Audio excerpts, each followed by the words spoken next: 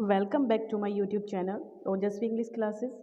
Friends, today we will discuss about very important poem, most expected MCQs on William Shakespeare. Guys, आपका कोई भी exam हो, कोई भी टीजीटी, पीजीटी, एलटी ग्रेड हो या फिर जीआईसी लेक्चरर हो या कोई भी अदर एग्ज़ाम जिसमें लिटरेचर आता है, तो उसमें ये क्वेश्चंस आपके लिए बहुत बेनिफिशियल रहेंगे। बिल्कुल नए क्वेश्चन आपको मिलेंगे। ये क्वेश्चन या तो किसी ना किसी पेपर में आए हुए हैं या फिर बहुत इंपॉर्टेंट हैं। इनके आने की पूरी पूरी संभावना रहेगी आगे इन फ्यूचर किसी भी एग्ज़ाम में। ठीक है, तो इस टॉपिक को आपको बहुत अच्छे से कवर करना है। आज मैं सीरीज स्टार्ट कर रही हूँ और पार्ट 1 हम इसका स्टार्ट करने वाले हैं। इसके आगे जितने भी इंपॉर्टेंट क्वेश्चन है वो मैं आपको दूंगी और जो शेक्सपियर की जो पूरी की पूरी सीरीज है वो हम पढ़ेंगे अच्छे से। और मैं गारंटी के साथ कह सकती हूँ कि कोई भी इंपॉर्टेंट क्वेश्चन आपका बचेगा नहीं अगर आप इस पूरी सीरीज को अच्छे से तैयार कर लेते हो। ठीक है, और अगर आपने पढ़ लिया है लिटरेचर को थोड़ा बहुत, तो रिवीजन एक अच्छी तैयारी, आपकी प्रिपरेशन को एक अच्छी जो फिनिशिंग मिल जाएगी इन वीडियोस के थ्रू। ठीक है, तो सबसे पहले लाइक का बटन जरूर प्रेस कर दीजिएगा ताकि वीडियो आगे जाए, और चैनल सब्सक्राइब कर दीजिएगा अगर आगे भी आपको मेरे साथ तैयार करने बने रहना है आगे भी। ठीक है, तो चलिए शुरू करते हैं हमारी इस वीडियो को। तो सबसे पहला, whom does Miranda exclaim, "Oh father, surely that is spirit, Lord, how it looks about"। तो मिरांडा ने ऐसा किसके लिए बोला था? इसमें एडिशनल नॉलेज भी मैं आपको क्वेश्चन के अंदर देती हुई चलूंगी, जो भी फालतू की चीज़ें होंगी वो भी बताते हुए चलूंगी। तो हो सकता है एक ही क्वेश्चन में आपके 3-4 क्वेश्चन भी तैयार हो जाएं, राइट। तो चलिए शुरू करते हैं। ये अपना पहला question, whom does Miranda exclaim, "Oh father, surely that is spirit, Lord, how it looks about"। तो किसने कहा था? ये कैलिबन के लिए बोला मिरांडा ने, फर्डिनेंड के लिए। तो यहाँ बिल्कुल आपका ट्रू क्या हो जाएगा गाइज, यहाँ पे ये बात बोली थी फर्डिनेंड के लिए, राइट। किसके लिए बोली थी? फर्डिनेंड के लिए। 1 सेकेंड, ये फर्डिनेंड के लिए यहाँ पे बोला गया था। ठीक है, चलिए नेक्स्ट चलते हैं हम। Which of the following is not correctly matched. इनमें से कौन सा करेक्टली मैच्ड नहीं है? We are such as stuff as dreams are made on, ये टेम्पेस्ट में बोला गया था। Fair is foul and foul is fair, Macbeth में। If music be the food of love, play on Twelfth Night, some are born great, other achieves greatness. ये शायद इसका मैंने यहाँ पे लिखा नहीं है गाइज, ये शायद छूट गया है किसी कारण से। तो बताइए आप ये किस में करेक्टली मैच्ड है? यहाँ पर मैं यहाँ पे कुछ और लिख देती हूँ। ठीक है, चलिए 1 सेकेंड, मैं यहाँ पे आपका लिख देती हूँ कुछ करके। हैमलेट, क्या लिख सकते हैं यहाँ पे?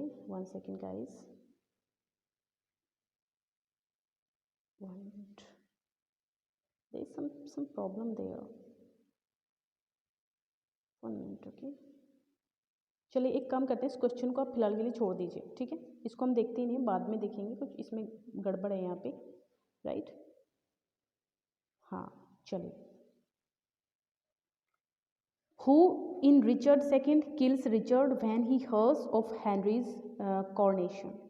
Who in Richard II, Richard second में रिचर्ड को कौन मार देता है? when he hear, जब उसने सुन लिया था हेनरी की कॉर्नेशन को उसने सुन लिया था। ठीक है, तो किसने मार दिया था रिचर्ड सेकेंड को? बोलिंग ब्रॉक ने, पियर्स एक्सटन ने, एंड मैरिक ने, या फिर थॉमस मॉब्रे ने? कौन इसमें आपका सही आंसर होगा, बताइए। तो गाइज इसमें यहाँ पे हो जाएगा आपका ऑल द, ये जो है ऑप्शन डी इज राइट। ठीक है, ऑप्शन डी इज राइट, ये आपका ऑप्शन डी राइट हो जाएगा यहाँ पे। ठीक है, थॉमस मॉब्रे ने मार डाला था। और गाइज ये जो आपका हेनरी सेकंड जो प्ले था, ये कब आया था? 1595 के अराउंड ये आया था, राइट। चलिए नेक्स्ट है अपना, ये रेज कर देती हूँ। चलिए नेक्स्ट है, whose speech is this, present fears are less than horrible? Whose speech is this, present fears are less than horrible imaginings?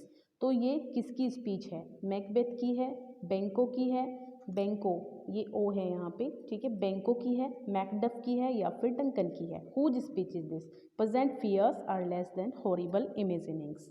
तो बताइए आप इसमें। तो गाइस इसमें आपका आंसर ए सही हो जाएगा। ये स्पीच किसकी है?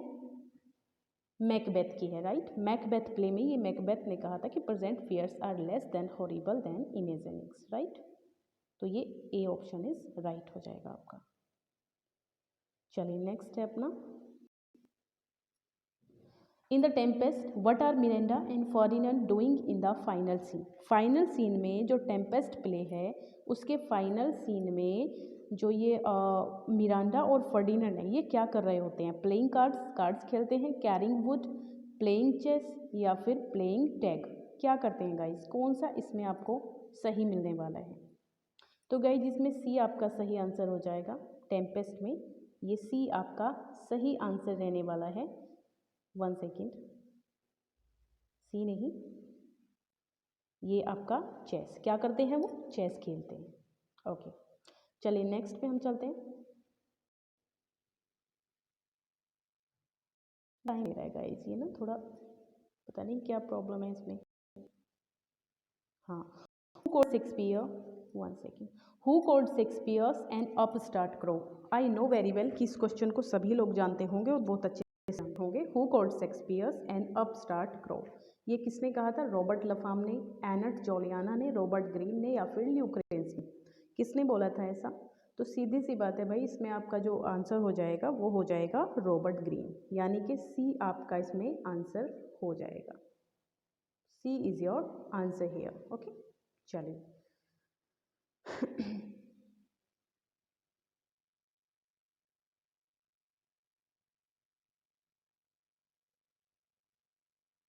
हाँ, who among the heroes of Shakespearean plays has been described as melancholic and neurotic having Oedipus complex?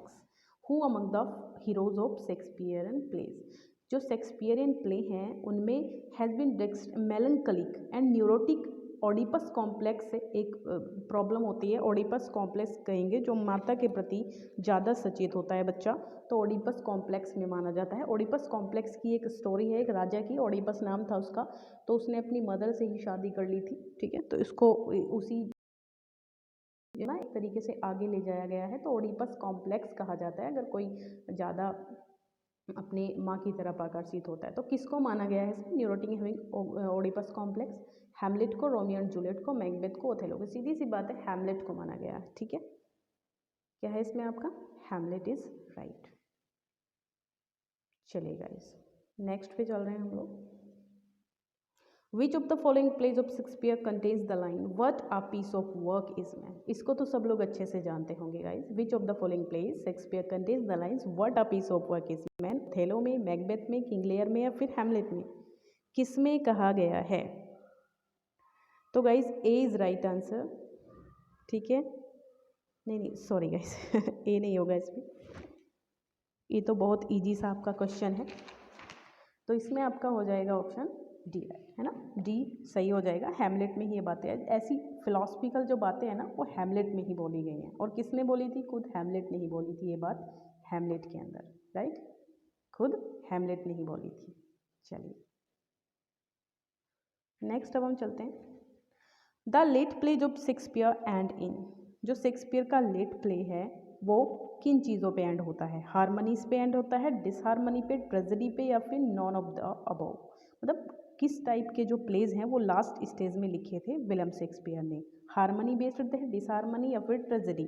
कौन सा इसमें सही आंसर रहेगा आपका? तो इसमें आपका सही आंसर हो जाएगा, कौन सा हो जाएगा?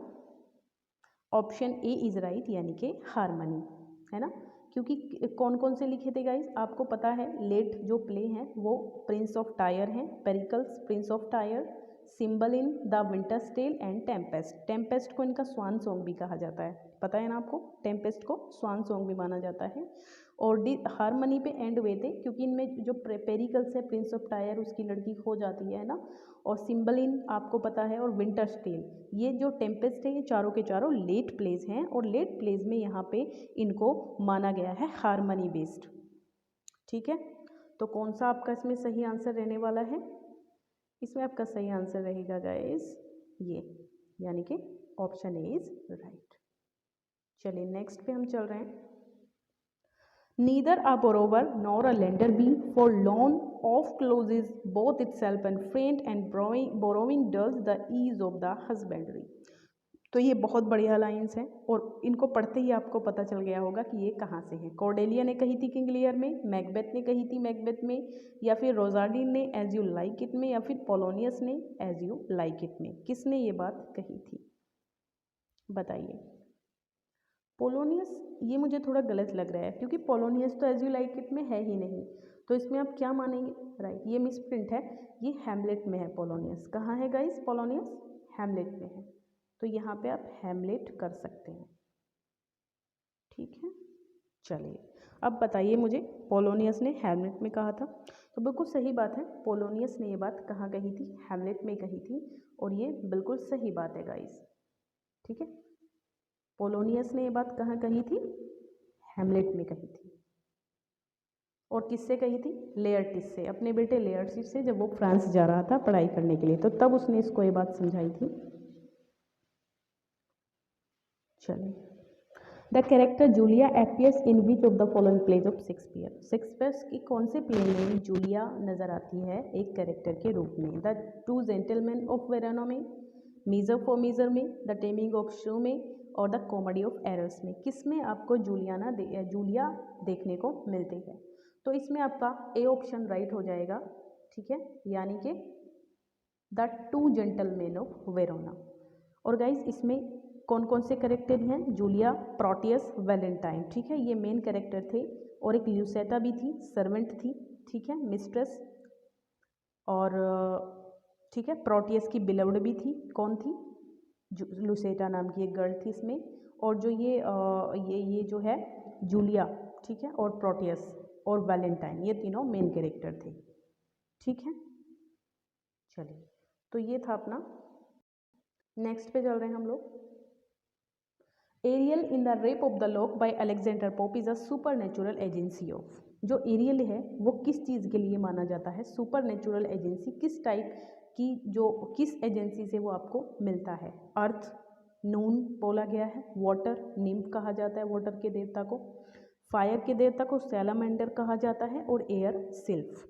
तो गाइज एरियल से आप एयर से समझ लेना, क्योंकि इसमें देखो थोड़ा एरियल एयर जैसा लग रहा है पढ़ने में, तो इससे आप मैचिंग कर सकते हैं इसको। तो इसमें जो आपका सही आंसर है वो एयर है, यानी कि सिल्फ, राइट। चलिए, वट माइट द स्पीकर, और किसमें, हाँ, what might the speaker mean when he addresses the time in Shakespeare in sonnet and declares the time will be true despite the scythe and thee. What might the speaker mean, मतलब speaker का क्या मतलब है जब जो वो address करता है टाइम को। शेक्सपियर के प्ले में जब वो टाइम को एड्रेस करता है उसकी सोनेट के अंदर, कैसे कि I will be true despite दाई साइथ एंड दी। तो यहाँ पे कैसे वो उसको एड्रेस करता है, किस रूप में? टाइम। तो कौन कौन सी चीज़ें यहाँ पे सही होने वाली हैं? Time preserves human life, with time comes change, मतलब टाइम प्रिजर्व बचा लेता है ह्यूमन लाइफ को, या टाइम कम्स चेंज, मतलब कम्स चेंज, टाइम के साथ साथ चेंजेस आते हैं। टाइम क्रिएट्स अपॉर्चुनिटीज़, टाइम के साथ साथ हमें अवसर मिलते हैं, या फिर टाइम रिमूव्स ह्यूमन लाइफ, या टाइम ह्यूमन लाइफ को रिमूव कर देता है। तो इसमें कौन से आपके ट्रू रहने वाला है बताइए। तो कभी ऐसे क्वेश्चन भी आ जाते हैं गाइस जिसमें मैंने आपको वो नहीं दिए हैं, जो जो एक तरीके से सॉरी गाइस, बताइए। हाँ, चलिए कोई बात नहीं। तो इसमें आपका जो सी है और जो डी है ये दोनों ट्रू होंगे, ठीक है गाइज। जो आपका सी है और जो डी है वो दोनों ही राइट होंगे कि टाइम क्रिएट्स। इसमें अगर ऑप्शन होते तो दो दो ऑप्शन, जैसे कि ई और बी और डी, इस टाइप से हो सकता था, ठीक है, इस टाइप से यहाँ पे हो सकता था। और डी नहीं, सॉरी गाइज, हाँ डी नहीं, सॉरी फॉर दैट। हाँ, ये आपका बी और डी हो जाएगा। बी और ये डी हो गया आपका, और ये आपका क्या हो गया? बी हो गया। बी और डी मिलेंगे आपको, यानी कि टाइम कम्स चेंज, टाइम के साथ साथ चेंजेस आते हैं, और टाइम रिमूव्स ह्यूमन लाइफ। तो ये दोनों ही बातें यहाँ पे राइट होंगी। चलिए नेक्स्ट चलते हैं हम। Which was poor Yorick in Hamlet. Poor Yorick नाम का एक कैरेक्टर है, वो हैमलेट के कौन से प्ले में हमें नजर आता है, बताइए गाइस। तो इसमें आपका हो जाएगा what was poor Yorick in Hamlet. Jester है वो, एक्टर है, सोल्जर है या फिर ग्रेव डिगर है। तो ये आपको यहाँ पे देखने को मिलेगा guys, A option is right, यानी कि वो जेस्टर है। क्या है, 1 सेकेंड, तो वो आपका हो जाएगा जेस्टर, यानी कि ए ऑप्शन इज राइट। चलिए नेक्स्ट चल रहे हैं हम लोग, और थोड़ा सा आपको इसमें बता देती हूँ मैं, ये किस में मिलता है, पुअर यॉरिक हैमलेट में मिलता है ना, और एक्ट 5 सीन फर्स्ट में ये हैमलेट मिलता है, और हैमलेट बात कर रहा है एक ग्रेव डिगर के साथ, राइट। और ये जो यॉरिक है, ये वो जो ग्रेव डिगर है वो इसको बता रहा है कि ये जो यॉरिक है ये कम से कम 23 साल से यहाँ से दफन है इस कब्र में, जिस कब्र आदमी की ये कब्र है, ठीक है। चलिए नेक्स्ट चल रहे हैं हम। Who is the author of the essay Lear Tolstoy and the fool. इसका राइटर कौन है, Lear Tolstoy and the fool. Aldous Huxley, George Orwell, Virginia Woolf, Somerset मॉगम। कौन इसमें सही आंसर होगा। तो इसमें गाइस सही आंसर रहने वाला है आपका लियर टॉल्स्टॉय। किसने लिखा था, ऑप्शन बी इज राइट, यानी कि जॉर्ज ऑरवेल। और कब, 1947 में लिखा था। कब लिखा था, 1947 में जॉर्ज ऑरवेल ने इसको लिखा था। ऑप्शन बी इज राइट, ठीक है। चलिए guys next, which character in Hamlet utters the line something is rotten. ये रोटी नहीं है गाइज, ये रोटन है, सॉरी मिसप्रिंट है, ये यहाँ पे टाइपो है, तो इज रोटन।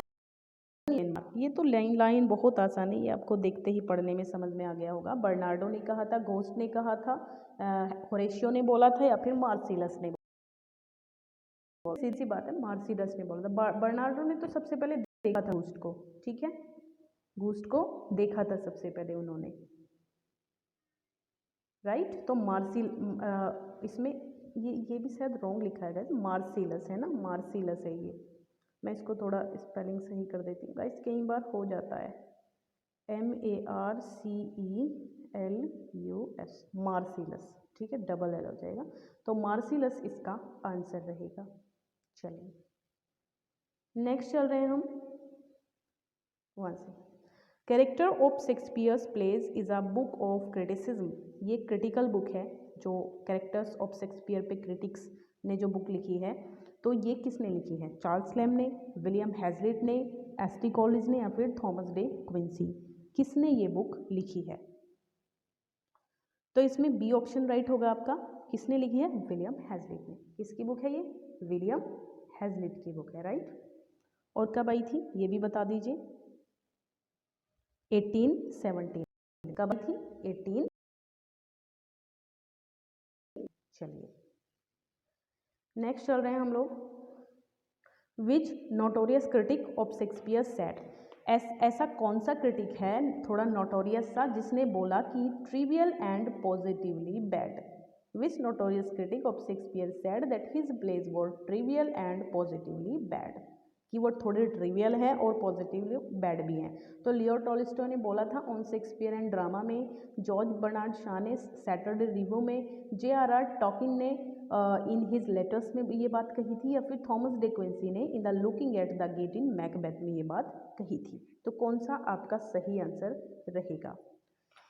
तो गाइस जल्दी से बता दीजिए, और इसमें आपका रहने वाला है ऑप्शन ए, यानी कि लियो टॉल्स्टॉय ने ये बात कही थी। कब कही थी, कब आया था ये on Shakespeare and drama Leo Tolstoy का। मैंने आपको कहा था कि थोड़ा एडिशनल हम इसमें जोड़ते हुए चलेंगे ताकि हमें पूरी बात पता चलती रहे। 1906 में आया था। कम से कम कब आया था कोई चीज़, वो तो हम देख ही सकते हैं ना। चलिए, G Wilson Knight's the wheel of fire is a collection of essays on. जो जी विल्सन नाइट का व्हील ऑफ फायर वर्क है वो किसके एसेज का कलेक्शन है, मतलब इनके जो एसेज का कलेक्शन है वो किसके ऊपर है। विलियम शेक्सपियर के प्लेस पे है, T.S. इलियट्स पोएट्री पे है, दांतेज डिवाइन कॉमेडी पे है, या फिर गेटेज फॉस्ट पे है। तो सीधी सी बात है, आप विलियम शेक्सपियर पढ़ रहे हैं तो इसका तो आप बिना देखे आंसर कर सकते हो, यानी कि कौन हो जाएगा, विलियम शेक्सपियर के प्लेज हो जाएंगे, राइट। चलिए, which commentator calls Shakespeare's Hamlet an indifferent play, the lines but mean. किस कमेंटेटर ने ऐसा कहा है कि जो विलियम शेक्सपियर का जो प्ले हैमलेट है वो थोड़ा इनडिफरेंट प्ले है और द लाइन्स बट मीन, ठीक है। अब्राहम राइट ने, टी.एस. इलियट ने, मेनार्ड मैक ने या फिर जॉन कैल्विन ने, किसने ये बात कही थी? तो बताइए आप जल्दी से। तो गाइस इसमें आपका आंसर रहने वाला है ऑप्शन ए, यानी कि अब्राहम राइट ने ये बात कही थी, ठीक है। कब कही थी बता सकते हैं आप? तो 1930s है ना, 1930s में। 1 सेकेंड। चलिए नेक्स्ट पे हम लोग चलते हैं। AC Bradley Shakespearean tragedy consist of, कितने लेक्चर कंसिस्ट करती है जो AC ब्रैडले की शेक्सपियरियन ट्रेजेडी नामक ये वर्क है, क्रिटिकल वर्क है ये भी। तो गाइज इसमें कितने एसेज, कितने लेक्चर्स कंसिस्ट करता है ये कलेक्शन? 23, 16, 12 या फिर 10? तो ऑप्शन डी इज राइट, यानी कि 10 इज योर आंसर। चलिए, the forest of Arden appears in, बहुत आसान क्वेश्चन है। फॉरेस्ट ऑफ अर्डन कहाँ पे अपियर होता है? ऑल्स वेल दैट एंड्स वेल में, मैकबेथ में, अ मिडसमर नाइट्स ड्रीम में या फिर एज यू लाइक इट में। कब होता है? तो guys D option is right, यानी कि एज यू लाइक इट। और कब आया था एज यू लाइक इट? बताइए कब आया था ये? ठीक है, कॉमेडी थी और 1599 के अराउंड ये आया था। सॉरी 1 सेकेंड गाइज, कब आया था? ये अपना आया था 1599 में, राइट, इसके अराउंड ये आया था। और फर्स्ट फोलियो में पब्लिश हुआ था 1623 में, फर्स्ट फोलियो के अंदर ये पब्लिश हुआ था, ठीक है। तो चलिए ये अपना थोड़ी एक्स्ट्रा डिटेल हो गई।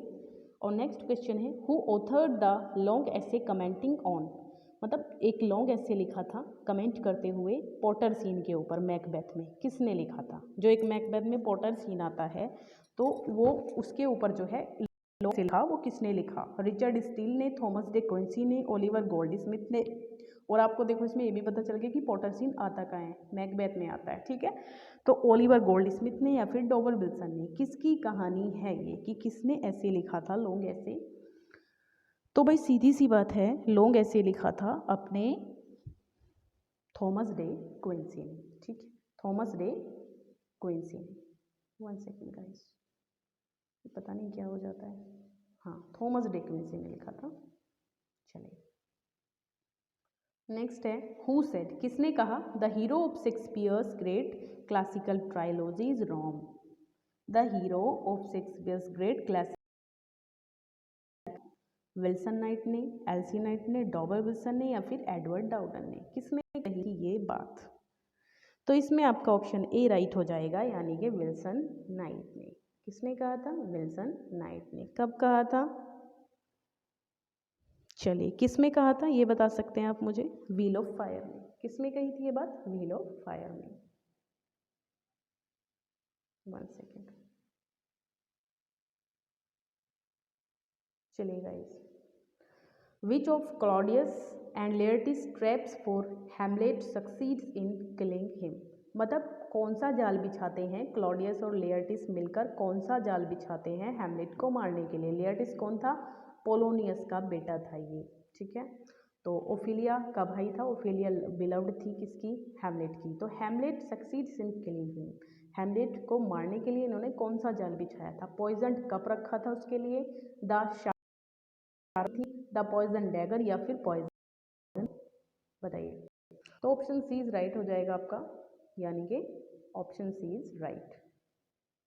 चलिए, to which festival does the title of the play Twelfth Night refer, जो ट्वेल्थ नाइट का जो टाइटल है ट्वेल्थ नाइट, वो किस फेस्टिवल को रेफर करता है?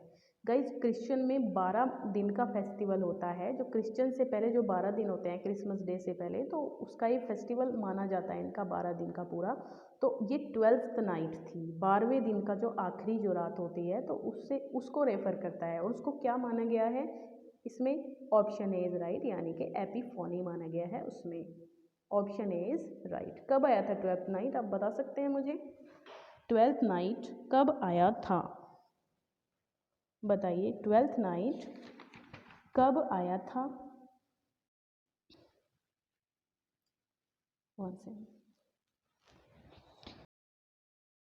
चल ये थोड़ा मैं इरेज कर दूँ इसको, 1 सेकेंड। हाँ चलिए guys, who of the following was not a predecessor of Shakespeare? Shakespeare का प्रेडिसेसर इनमें से कौन सा नहीं है? C Marlowe, R Greene, T Lodge या फिर बेन जॉनसन? कौन सा इसमें सही आंसर रहेगा? तो इसमें ऑप्शन सी राइट हो जाएगा, यानी कि टी लॉज। ठीक है, टी लॉज इसमें आपका सही आंसर हो जाएगा। नहीं तो बाकी तो सारे के सारे प्रेडिसेसर थे, मतलब इससे पहले थे, शेक्सपियर से पहले, और सक्सेसर जो शेक्सपियर के बाद आए, प्रेडिसेसर जो शेक्सपियर से पहले आए, यानी कि सी मार्लो भी प्रेडिसेसर थे, आर ग्रीन भी, रॉबर्ट ग्रीन और बेन जॉनसन भी, है ना। आप स्टार्ट करो भी बोला था रॉबर्ट ग्रीन ने इनको। चलिए नेक्स्ट है, who among the following critics stated about Shakespeare that he was the man who of all modern and perhaps ancient poets had the largest and most comprehensive soul। मतलब ये बात किसने कही थी कि जो शेक्सपियर थे, he was the man, वो एक ऐसा आदमी था, चाहे मॉडर्न जमाना हो, हर किसी में वो बेस्ट थे, largest and most comprehensive soul थे। जी विल्सन नाइट ने कहा था, एडवर्ड ने कहा था, ड्राइडन ने, या फिर डॉक्टर जॉनसन ने? किसने कही थी ये बात? तो ये बात बोली थी, ऑप्शन सी इज राइट, यानी कि ड्राइडन ने, जॉन ड्राइडन ने ये बात कही थी। Option C is right here, second, है ना, ये ऑप्शन सी आपका राइट हो जाएगा। नेक्स्ट क्या बनता है question? Life's but a walking shadow, a poor player that struts and frets his hour upon the stage. Life but walking shadow, ये लाइन कहाँ पे मिलती है आपको? अ पुअर प्लेयर, देखिए life's but a walking shadow, walking shadow से ही समझ लीजिए आप, ओथेलो है, मैकबेथ है, किंग लियर है, या फिर हेमलेट है, किसमें ये मिलती है आपको? तो बी ऑप्शन इज राइट, यानी कि मैकबेथ। और ये कैसे है, मैकबेथ क्यों है, इसका मतलब देखिए होता क्या है, मैकबेथ में जो वॉकिंग शेडो है, जब वो मार देते हैं किंग डंकन को, तो वो पूरी रात उस रात्रि में चल जाती है। जो लेडी मैकबेथ होती है, वो जब क्राइम तो कर ही देती है, बट बाद में उसको रिग्रेट भी बहुत होता है, तो वो अपने आप को, वो पागल सी हो जाती है, वो रात में घूमती रहती है। तो इसी चीज़ से आप समझ लीजिए वॉकिंग शेडो। चलिए एक क्वेश्चन है, लास्ट क्वेश्चन है, methought I heard a voice cry sleep no more, Macbeth does murder sleep the innocent sleep. Methought I heard a voice cry, ठीक है, मैंने एक चिल्लाती हुई आवाज़ को सुना, खुद सुना मैंने, स्लीप नो मोर, अब और ज़्यादा नहीं सोना है, Macbeth does murder, Macbeth murder कर देता है, the innocent sleep, innocent sleep मतलब एक स्लीप कभी इनोसेंट नहीं होती है, यहाँ पे स्लीप का पर्सोनिफिकेशन किया गया है। देखो ऐसी लाइन कभी आ जाती है, स्लीप का पर्सोनिफिकेशन किया गया है, और इनोसेंट वो आदमी था जो सो रहा था, नींद में था, उसको इनोसेंट कहा गया है। तो किसकी ये लाइन है, किसने कही है? ये मैकबेथ ने कही है, सीधी सी बात है। तो किसने कही है? लेडी मैकबेथ ने, बैंको ने, मैकडफ ने, या फिर मैकबेथ ने? तो ये बात जो है वो मैकबेथ ने ही कही है गाइस। किसने कही है? मैकबेथ ने। ठीक है, तो गाइज यहाँ तक का हमारे आज का था। आई होप आपको वीडियो पसंद आई होगी, आपको क्वेश्चन अच्छे लगे होंगे। नेक्स्ट क्वेश्चन में जल्दी ही आपको मिलती हूँ, कमेंट जरूर कीजिएगा कि आपको क्वेश्चन कैसे लगे हैं, ठीक है, और जल्दी ही मिलते हैं नेक्स्ट वीडियो के अंदर। Thank you, bye bye, take care.